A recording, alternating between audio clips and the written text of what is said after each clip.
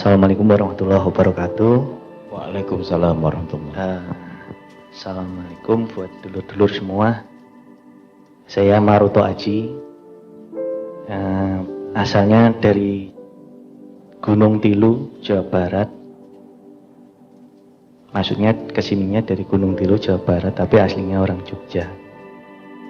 Saya mohon izin untuk ikut mengembarai tadi yang dijadikan Mbah Nun 3 titik poin yang menjadi refleksi kita malam ini, yaitu yang berawal dari subhanallah, walhamdulillah, kemudian wala ilaha illallah, dan dipungkasi oleh Allahu Akbar, yang tadi disampaikan juga mengenai subhanallah itu ada di dalam titik nafsu, atau kalau di dalam konteks Jawa itu di titik karsa. Saya juga jadi ikut mengembara, di mana kalau di filosofi atau falsafah Jawa itu ada tridaya. Ya, itu ada karsa, ada rasa, ada cipta. Jadi kalau kita melihat dalam hal penciptaan alam semesta itu berarti ada karsa dulu. Entah itu karsanya Allah itu sendiri atau kehendak-kehendak yang memang sudah sebuah sunatullah, semua ini harus Allah ciptakan menjadi ada begitu saja. Nah, kemudian kita hubungkan dengan tadi yang namanya subhanallah, itu kan maha suci Allah yang berkehendak karena ada karsa. Kemudian tadi Mbah Nun menaikkan lagi ke dalam titik tubuh manusia, yaitu di urusan pelut. Di situ ada urusan rasa. Rasa itu bisa antara perut dengan dada, karena tadi di situ ada kolbun, ya, hati. Itu kita bisa walhamdulillah hingga la ilaha illallah. Kemudian dinaikkan lagi oleh Mbah Nun sampai ke kepala, di mana di situ memang ada daya yang terakhir, yaitu cipta, atau kemudian kita kembarai tadi dengan Allahu Akbar. Karena setelah mencipta dengan inovasi, kreasi, di situ manusia kemudian tidak sadar bahwa diri mereka itu sebenarnya memang bukan apa-apa, tapi akhirnya menjadi ada, sehingga mau tidak mau akan menyampaikan bahwa Allahu Akbar. Nah, saya tadi juga mencermati, kemudian mengalir diskusi mengenai Ali tadi, ya, yang pasti bukan Mas Ali, ya, tapi Ali. Itu juga saya teringat ada di Al-Quran, mungkin nanti mohon Pak Yai juga mengoreksi kalau saya salah. Itu ada istilah fi janatin aliyah, itu surga yang tertinggi kalau nggak salah, ya, itu artinya. Kemudian ada surat Al-A'la atau yang maha tinggi.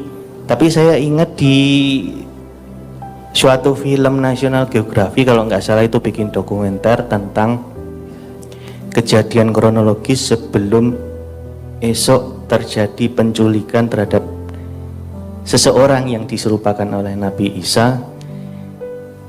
Malam dini hari itu Nabi Isa pun berdoa kepada Allah dengan menyebut dalam bahasa Ibrani, mungkin kalau salah nanti bisa dikoreksi, di situ menyebut Eli Eli lama sabaktani.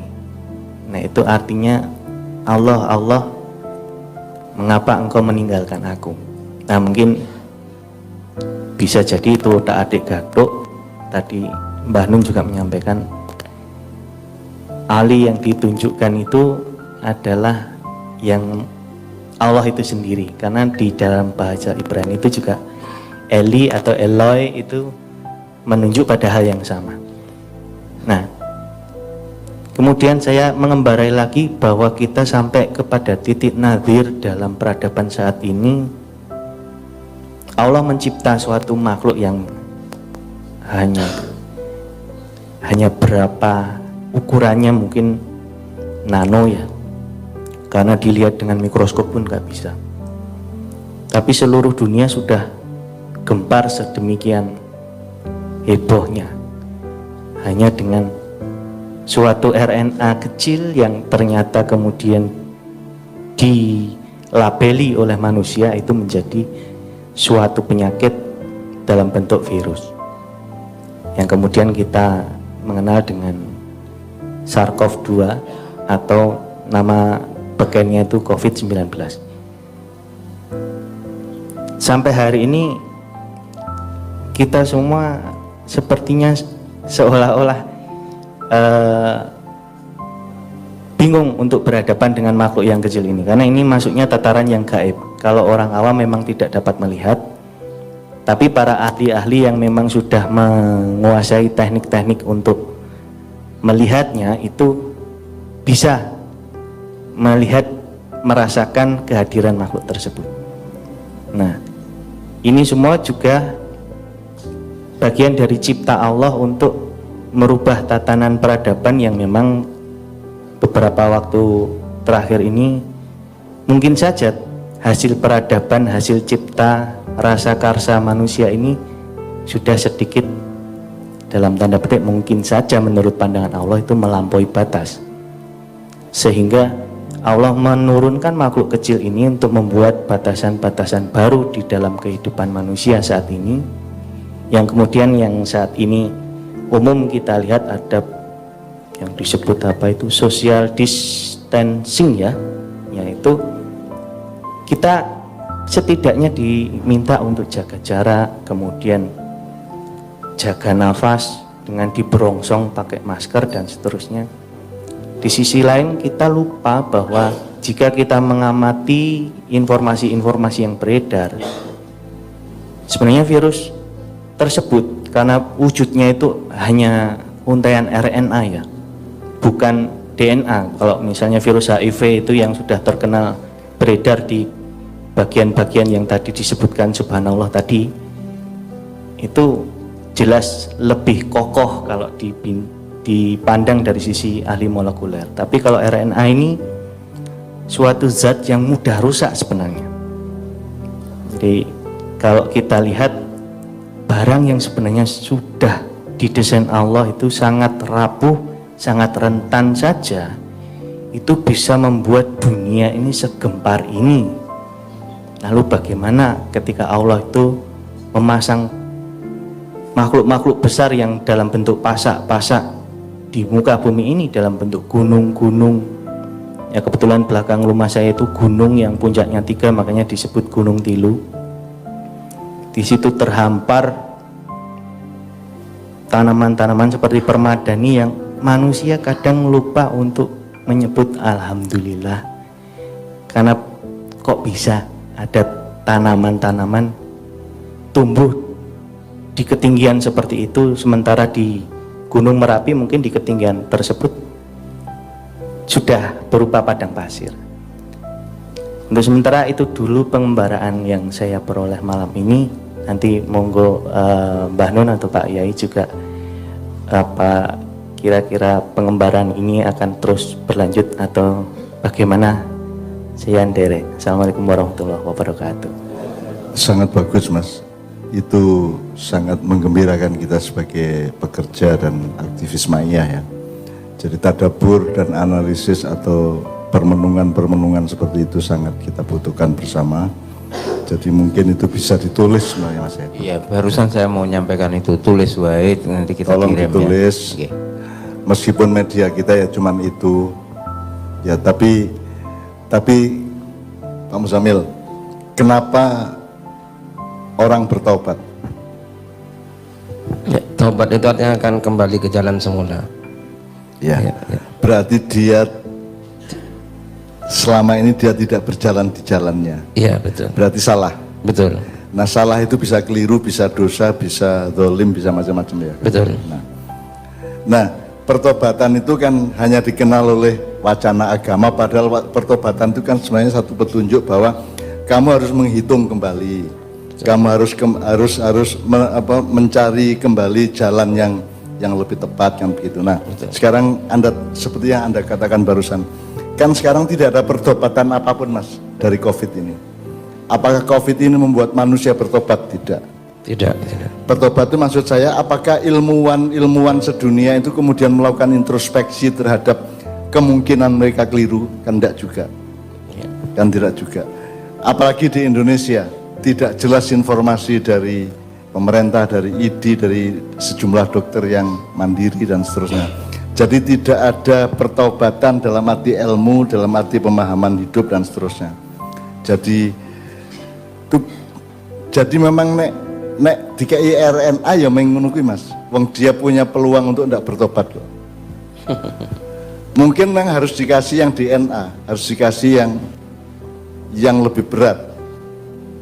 Makanya saya niteni ini apa ini yang akan disuruh Allah ini, api, apa air, apa tanah, apa udara, apa kan itu yang akan disuruh oleh Allah untuk meningkatkan kadar dari COVID-19 ini. Sebab COVID-19 tidak menimbulkan perubahan-perubahan yang sifatnya taubat tadi. Betul. Jadi kita dalam aktivitas beragama secara nasional kan juga tidak ada pertobatan apapun tuh Om. Tidak ada. Tidak ada. Ilmuwan juga tidak bertobat, artinya ilmuwan ya kan kudune ngene Mas. Kudune sapa, kudune ana alat semene iki. Kaya kamera. Dadi sapa kena Covid ora Covid iki garing ngene iki, oh iki kena iki. Arek iki kena Covid iki ngene iki. Ketok ngono. Kalau Pak memang maju ilmunya dan teknologinya kan mestinya sudah punya alat untuk mengetahui, nggak perlu swab dengan biaya mahal. Kudune wis kamera ngene iki, set oh iki Covid arek iki. Sehingga kita pakai jaga jarak apa tidak lebih cetok gitu loh Mas. Sekarang kan saling tidak tahu. Bayangkan sekarang semua kebaikan harus tidak kita jalankan. Misalnya kebaikan itu silaturahmi, ya toh, dekat satu sama lain, enggak boleh sekarang kan. Semua kita harus husnudzon, enggak bisa. Sekarang harus suudzon. Semua yang buruk-buruk harus kita lakukan sekarang ini. Terpaksa kita lakukan. Enggak bisa kok saya ada tamu dari Surabaya, arek warkop, arek dalan iku ketok iki yo karo Covid ketok ya segludah iki ya. Jadi aku suudzon, ngono kan. Jadi kita ini diwajibkan untuk suudzon sekarang. Oleh regulasi negara, oleh aturan, bahkan oleh hukum negara. Kita harus sangka buruk kepada siapapun saja, termasuk kepada diri kita sendiri. Kenapa kita pakai masker? Supaya saya tidak menulari orang. Karena saya harus curiga bahwa saya mungkin OTG, orang terkena tapi tanpa gejala dan seterusnya. Jadi semua yang diajarkan agama sekarang harus kita tentang sendiri, harus kita langgar sendiri. Silaturahmi, takorrub, ya. Takorrub itu enggak boleh sekarang Mas, harus tabaut ya. Jaga jarak toh. Social distancing itu bahasa Arabnya tabaut ya. Tabaut. Ya. Tabaut. Jadi harus berjauhan satu sama lain. Lah terus nek lanang karo wedok bebojoan tabaut lah gak dadi-dadi kok ya. Ya. Jadi sekarang takorrub itu buruk. Yang baik adalah tabaut kan itu. Silaturahmi itu buruk, yang baik adalah firokul firok, yang baik itu firok. Ya. Firok. Sebenarnya ada dua macam ilmu termasuk untuk mengetahui kuman tadi itu, virus tadi itu ya. Ada teknologi, terus ada ilmu batin. Jadi nek kue orang yang misalnya dulu ada orang yang waskito, orang yang lantip kalau bahasa Jawa, lantip waskito itu lewat di suatu tempat dia tahu di bawah tanah itu ada apa. Misalnya orang tua yang lantip waskito itu diajak jalan ke gunung apa, nanti dia bisa menunjuk di sini ada emas, di sini ada tembaga, di sini ada apa. Jadi dia punya kewaskitaan atau kasful hijab gitu ya. Nah, jadi mestinya sekarang nggak ada kedua-duanya, yang teknologi juga nggak ada. Jadi teknologi yang menolong kita untuk tahu siapa yang kena COVID, siapa kena tidak, yang nggak ada. Yaitu kudu swab, kudu itu pun hasilnya lama, itu pun kene kate periksa nang rumah sakit ya wedine ku apa? Engko gak kena jare kena. Kita juga tidak percaya apakah itu tesnya itu jujur apa tidak, hasilnya kita tidak percaya. Jadi kita ini teknologi yang tidak punya, makrifat yang tidak punya. Kalau makrifat kan ketok, oh ini bojone loro kan ketok Mas, langsung Mas kepeduk langsung ini bojone loro. Saya bisa tuding, cuma tidak saya tuding aja. Iki angel bojo. Itu makrifat Mas. Jadi wong langsung kroso langsung ketok. Itu jadi kan bedanya orang Jawa dulu dengan orang Barat adalah kalau orang Barat itu supaya bisa ketemu ibunya yang berjarak jauh dia bikin mobil dan pesawat. Tapi kalau orang Jawa zaman dulu cek kepethuk ibu mata kaji loh deh. Dia masuk ke dalam dirinya, kemudian masuk ke frekuensi ibunya, kemudian ibu kroso. Sehingga dia bisa ketemu. Jadi ada dua ilmu, ada ilmu keluar, ada ilmu ke dalam. Nah, orang Jawa itu punya ilmu ke dalam. Makanya Mojopahit tidak punya warisan-warisan fisik yang sifatnya ekstrinsik gitu ya. Karena ilmunya zaman dulu ilmu ke dalam. Jadi untuk mengetahui segala sesuatu itu di dalam batinnya kan gitu. Jadi teknologinya teknologi batin. Sementara sekarang dengan COVID ini kita sudah tidak punya kedua-duanya. Yang teknologi nggak bisa, yang batin juga wis bundel, wis gak ketok wis. Akhirnya kita sekarang ini suudzon dan suudzon dan suudzon satu sama lain, mau tidak mau. Dan itu kewajiban dari negara. Kalau tidak nanti ditangkap polisi kan gitu kan. Kecuali wong Madura gak masalah, gak ono Madura wong apa wong. Di Madura orang Jumatan bawa celurit. Jadi dulu awal-awal COVID kan nggak boleh Jumatan, dilarang di masjid. Maka orang Madura berangkat ke masjid Jumatan bawa celurit semua. Akhirnya polisinya agak berani membubarkan.